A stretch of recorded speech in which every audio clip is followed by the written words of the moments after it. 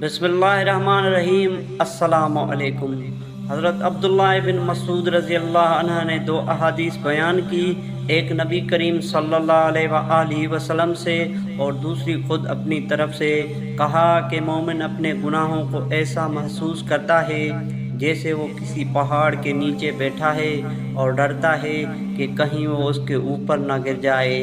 اور بدکار اپنے گناہوں کو مکھی کی طرح ہلکا سمجھتا ہے کہ وہ اس کے ناک کے پاس سے گزری اور اس نے اپنے ہاتھ سے یوں اس طرح اشارہ کیا۔ ابو شہاب نے ناک پر اپنے ہاتھ کے اشارے سے اس کی کیفیت بتائی، پھر انہوں نے رسول اللہ صلی اللہ علیہ وآلہ وسلم کی یہ حدیث بیان کی: اللہ تعالیٰ اپنے بندے کی توبہ سے اس شخص سے بھی زیادہ خوش ہوتا ہے جس نے کسی خطرے کی جگہ پر پڑاؤ کیا ہو، اس کے ساتھ اس کی سواری بھی ہو اور اس پر کھانے پینے کی چیزیں موجود ہو، وہ سر رکھ کر سو گیا ہو اور جب بیدار ہوا ہو تو اس کی سواری غائب رہی ہو،